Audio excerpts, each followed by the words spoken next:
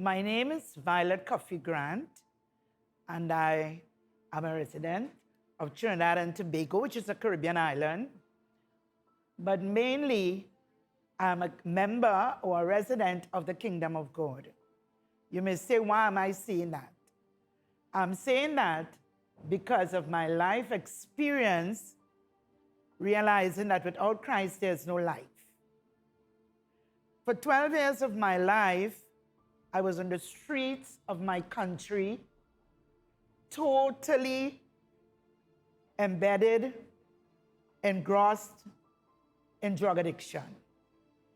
You know, people say you take drugs. So what happens, Sister Violet? You smoke weed? No. I ended up being consumed by cocaine. You know, sometimes we watch shows and you see people on the streets and you say, but what is this? These people mad? No, they're not mad. They have been totally consumed by a drug. And that drug has caused them to lose all sense of reasoning. And that's who I was.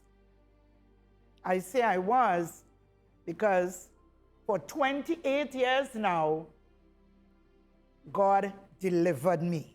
And I continue to be delivered from cocaine addiction.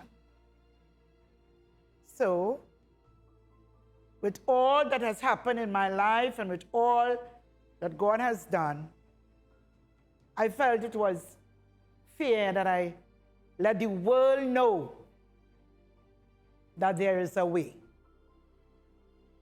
It may not be drugs for you.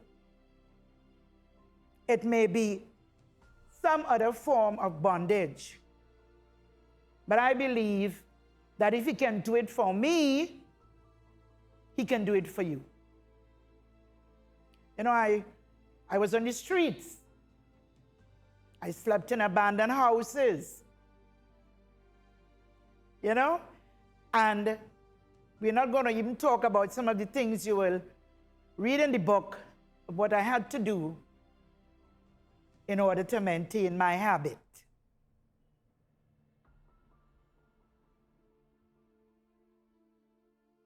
Before I was on drugs, I lived with a guy. I left home at 18. I lived with a guy, and we had 2 lovely kids before the drugs came in. Right? After God brought deliverance, I had 1 little boy while on the drugs, and then my husband, who God sent in my life, seen me on the streets, still pursued. We got married, and I have 2 children with my married husband again. So in all, I have 5 children. And I really want to thank God because there is nothing that He cannot do. Because these children knew I was on drugs because I hid nothing from them, but God allowed me to stay married, 27 years now, but beside that, grow these children that they are now serving the Lord. But mainly too, I'm thanking God that I grew them in a way that they became career. One is a teacher right now, and one is in nursing.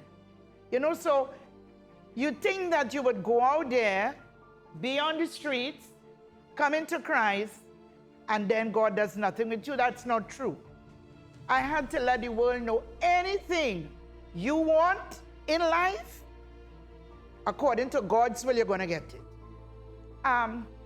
One of the things I marveled at, remember I told you I was on drugs for 12 years. And the one I take was this smoke, this constant smoking on this pipe. And you know, although I took that for 12 years in my brain, I could still end up going to Bible school and getting a degree. Yes, I have my degree in interdisciplinary studies. How could I have done that? How could I have done that? It had to be God. Another thing I just want to let you know, that's why I boast in God. You know, from living in abandoned houses, looking left and right to make sure nobody looking, and running in these houses, God gave me my own home 16 years ago. People out there, God is real. You know, one of the things that human beings want is a shelter. And I must say that for the past 16 years, God allowed me to have my own home, right? My father, who lives in America, called me on the phone one day and told me, your uncle died, that home is yours. What it is God can do. But a part that I think is very important to read to my hearers, because of where I was for those years, 12 years on drugs, I was sent by God to a church where I am still after 10 years, an Aruka Pentecostal church. And while walking to church, I would see drug addicts on that street in Aruka. I would see some of them in the drain, and I knew that they were hungry. The reason I could know they were hungry, because I used to be hungry, especially on a Sunday. Sunday lunch is a big thing for most people, whether you're America, Trinidad, wherever. And so I went to the ladies in my church and I said to them, let's feed these hungry people. Thanking God that He had allowed me to be the president of the women's department. And so the women bought into it. And now for the past 10 years, we give lunches out on a Tuesday, a Thursday, and a Sunday. So God is going to use your past to bring purpose. No doubt about it. Whatever you're going through, put your trust in Him, and He will use you for His honor and for His glory.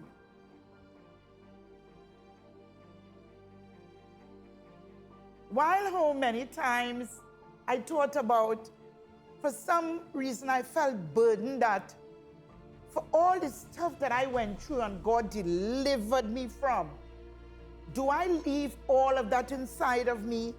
Yes, there were times, many times I was asked to testify, and I would give a part, 10 minutes of my testimony, even 15 minutes, but that couldn't be enough to share how much God had done in my life. And so I met people thinking, there's no hope. And I say, no, Vayo. You must empty yourself of all that God has done in some pages so others will know there is hope in Jesus Christ. And then people would come after they hear the testimony somewhere, and they would say, why don't you write a book? And I must say, I decided to. And there is a timing for everything, and God allowed me 2 years ago write it. And recently this year, 2022, the Lord led me when I didn't know where to go with this manuscript. Where do I get help to publish this book? The Lord, because this is His business, led me to a publishing company called Dunamis Publishing House. And because of that, I am able to let the world know my story and to give hope. My main reason for writing this book is to give hope when there seems to be none at all. So I encourage you. There are things I can't believe that the Lord did for me. Just a little mention. I went to prison. I got saved in prison. You have to read the book to know what God did after that, and even what happened before that. Now, when we are bound by whatever addiction, that is an opening whereby the enemy, and when I say the enemy, I mean Satan, would seek to come in to destroy you and to have you oppressed. And I remember that while sleeping in the abandoned house that I was in Malabar, there were nights that I could not sleep there alone. The reason I couldn't sleep there alone, because a male spirit would visit and try to interfere with me. Why I say that? Because I felt the presence. I had to leave if I needed to sleep, or for the whole night, this spirit would be there trying to invade my being. I remember my first children father was living too far away, and when I couldn't take it no more and I would be really sleepy and I want to sleep, I would go to his home and ask him to take a rest. Or the only other way I could get to sleep in this house so that that spirit didn't attack me was if I asked a male person, like someone I had just smoked with, and I'd tell them, don't worry, to go spend the night in the little old house here with me. They didn't know that I wanted them to stay, because if a male was there, the spirit would not manifest. I want to let you know, when God delivers you, he delivers you from everything that may have seemed to consume your life, that would seek to bind you. He is able to deliver both mind, your body, your soul. He does an all-round work. And I just want to thank God each and every day that I said yes to Christ and I got my total deliverance.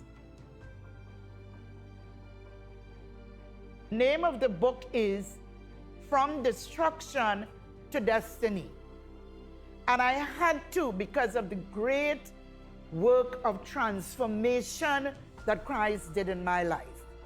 He took me out of total destruction, and now I am walking in purpose and I'm walking in my destiny. And so I want to encourage you. There is much to read. There is much to know concerning the great delivering power of Christ. The name of the book again, From Destruction to Destiny. Now, when God has a hold over your life in terms of, because when I was 13 years old, this is in the book, 13 years and 8 months, I'd given my life to the Lord. God's word stands that he's married to the backslider. So although I was out there on the streets, God was watching over me. I remember a night, because I would jump in vehicles and go with guys for $5, you name it, because I want to buy a smoke. And I jump in a car with two guys a night. One was in front and one was behind. And we made a price, and I'm going with them. We're going up Coconut Road in Arima. And then, boom, they head up the highway. And I realized these guys were carrying me away. And not too long before, another drug girl was found up on the base dead. So at that moment in time, all I could think about is, these guys may kill me. So the car speeding up the highway, and I just open the back door and I jump out. And I jump out, my foot scratch up, whatever, and I just keep running up the highway screaming until some other vehicle picked me up to take me back to safety. God keeps and God protects his own. Hi everyone, it's such a joy and an honor for me to share with you today on the launch of my dear mother's book, From Destruction to Destiny. So, from the age of 7, unfortunately, my mom, due to her addiction, she left us. But at the age of 14, she returned in my life. And that was such a crucial time in my life, to have my mom, to be reunited with my mom. And around that age, I decided to give my life to Jesus. And around the same time, she also decided to give her life to Jesus.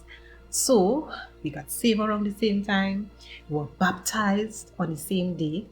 And it has been such a blessing from then to even now to walk this Christian journey with my mom. It was amazing having someone there with you, to go through your different struggles, to just go through this journey of Christianity together. I remember we lived on Coconut Road around that time, and faithfully we would walk up that train line to deliverance service at Bethel World Outreach Ministries. Well, that's the name of the church now, but back then it was just Bethel Pentecostal Church. And we would faithfully go to deliverance service. We would go to our prayer meetings, and we were just living this new life together.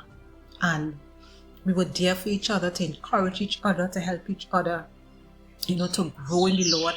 And it was just a blessing having her, at my side, and likewise. And today I am just so proud to share with you on the launch of her new book, From Destruction to Destiny. This book has been on her heart for a very long time, and she has finally been able to, to bring forth this book. And I want to encourage you to get a copy. This book is not just a purchase to say, well, I want to know about Minister Violet's life. I know she was on drugs and I want to know her story. No, it's not about that. It's about finding hope when you purchase this book, and even using this book as a tool, to bless someone who is unsaved, and even a family member, to give them hope, whatever they may be struggling with. It may not be an addiction per se. Whatever they may be facing, this book is one that is going to bring hope to you, and I know it's going to be a blessing. I know she has so much more that God has deposited in her, and in due time, she's going to bring forth another book. So this is just the beginning of what God has in store for her. So I am just so proud of her. I'm just so happy for her. I know it has not been easy. It has been a struggle, getting everything, in order for this book to come forth, but it is here. So you can get a copy. If you need her to sign it, she's going to sign the hard copy for you. And I know that this book is going to bring you hope. This book is going to bring hope to you. So again, I say thank you, for viewing this video. And I know that this book is going to be a blessing to you. So I thank you. And as I said, use this book as a tool to help someone else, so that they too can find hope. And as I said, look out, she has so much more deposited within her to bring forth, to share with you, to share with the world what God has done in her life. So again, thank you. And get your copy, From Destruction to Destiny. Now, some persons might say, but why did you go on drugs, Sister Violet? I think there were two reasons. One is that when I left home at an early age, the guy that I left home with, he was a weed pusher. Now, because he's a weed pusher, he's smoking weed. I, being his girlfriend, I'm smoking weed too. So that was one of the reasons. And if you say, well, why even with the weed in the beginning? Because I felt there was a spirit of abandonment in my life. Why do I say that? My mom gave me to my dad at a young age, 9 months. And so I didn't grow with my mom. I grew with an adopted mother. And she would drink and curse and whatever. So I never felt like I belonged there. And then my dad, when I was 8 years old, he migrated to America with someone who saw him and decided to, let's get married and whatever.